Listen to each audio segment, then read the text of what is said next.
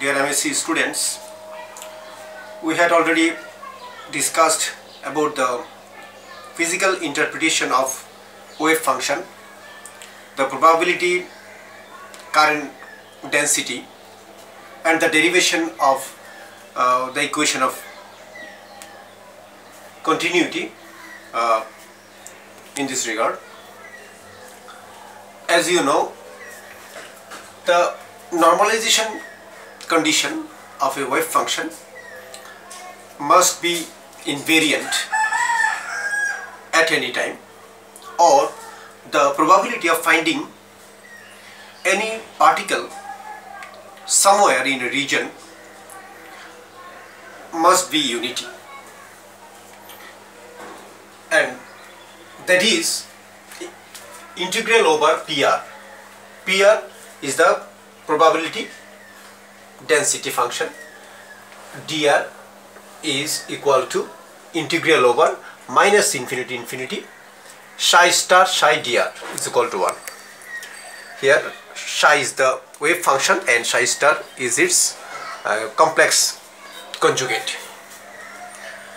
So before discussion about the expectation value of any wave function, we have to discuss something about the energy operator and momentum operator as well. So let us discuss about energy operator and momentum operator. For any harmonic wave, if lambda is the wavelength and p is the momentum and the wavelength are related by this formula, which is lambda is equal to h by p.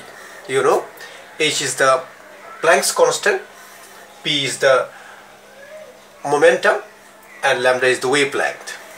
And from this we can write p is equal to h by lambda, and then h can be replaced by twice pi h cross divided by lambda.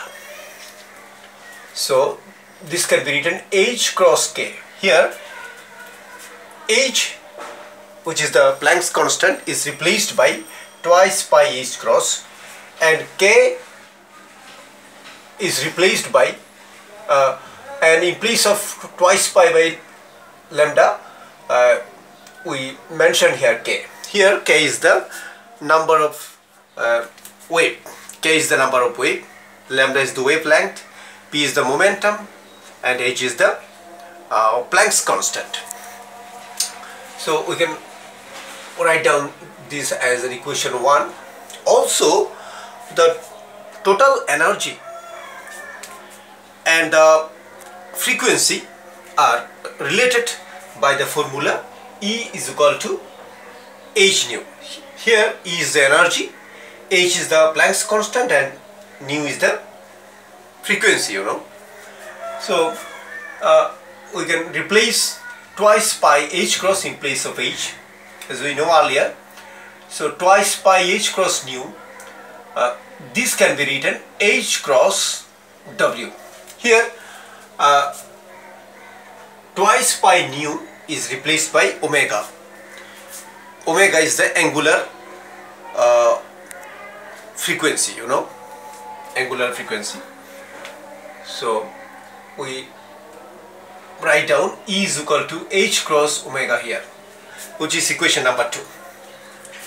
Now, by considering one-dimensional Schrodinger wave equation for any free particle, we can write down I h cross del psi by del t is equal to minus h square divided by twice m del square psi by del x square, and this portion is absent, you know, since this equation is considered for any free particle.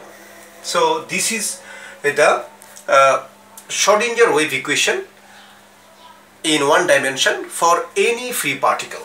So this equation is regarded as equation number 3, and this psi is a complex function. You know, I discussed it earlier. Psi is equal to e to the power I kx minus omega t. This you are already familiar to this kind of function. This is a complex type function, which is the wave function. So we regard this as equation number 4. Now equation number 3, from 3, if we differentiate this with respect to t, we can replace here del psi by del t can be replaced by minus I omega psi. See here, if we differentiate this with respect to t, we can write del psi by del t is equal to e to the power I kx minus omega t, which is psi, and we need to, since we are differentiating this with respect to t, so here minus I omega to be mentioned. This is very simple, you know. So in place of IH cross del psi by del t, we can easily write down IH cross minus I omega psi. Psi is the original function, which is the wave function, is equal to minus h cross square divided by 2m, and by differentiating this psi with respect to x 2 times, we can easily write down this ik into ik. See here, ik into ik, then we replace the whole function psi. So we can write down, so by considering equation number 2 and 3, we can write down this line E psi. See here, I into I square is equal to minus 1. So minus minus plus, then E psi. We can write E is equal to H nu or H cross omega. So H cross omega is replaced by E here, is equal to P square by twice m. By simplifying this, we can write down E psi is equal to P square divided by 2m psi by using equation number 2 and 3 here. Now comparing this line, I mean E psi is equal to P square by 2m psi with equation number 3, we get we can replace E by IH cross del by del t. I mean E can be replaced by IH cross del by del t, which is called the energy operator, and P, which is the momentum, can be replaced by minus IH cross nabla. Nabla, you know, nabla is used in 3-dimensional case. So P, the momentum operator, can be written as minus IH cross nabla. If we extend this in 3 dimension, if we extend this equation, I considered the Schrodinger equation in 1 dimension. If we extend this equation in 3 dimension, we can replace, or we can write down the momentum operator is minus IH cross nabla, or simply minus IH cross x if we consider 1 dimension. Here we know nabla square is equal to del square by del x square plus del square by del y square plus del square by del z square, which is a scalar, you know. So this is called the energy operator and this is called the momentum operator. So before discussion about expectation value of any position vector of a particle, we must know the energy operator and momentum operator. So let us discuss something about expectation value of any dynamical particle. We need to know what is a expectation value of a dynamical particle.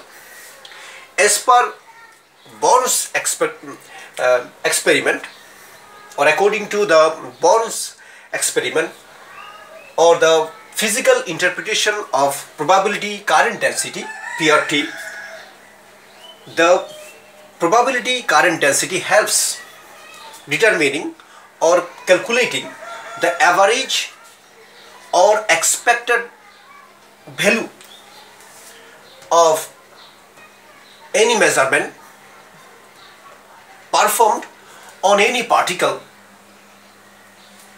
in the state I. Psi is the state, which is the wave function, R is the position vector, and T is the time. So the expectation value of any position vector R of any particle is defined as a vector. So expectation value of any particle of any position vector of any particle is defined as a vector whose component are the weighted average of the corresponding components of the particle of the position, and the expectation value of the position vector R can be written as, this symbol is used normally, which is R position vector enclosed by this sign. This denotes the expectation value of any position vector of a particle of any specific position. This can be written integral R PRT, which is the probability density function, dr, and this can be written this can be expressed by a fraction, which is the numerator of the fraction is integral psi star R is the position vector, psi dr, and the denominator is the normalization of any wave function, which is integral psi star psi dr. So by calculating this formula, we can find out the expectation value of a dynamical particle of a position vector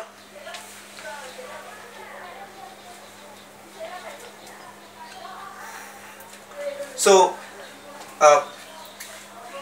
you have to go through this expectation value of any dynamical particle.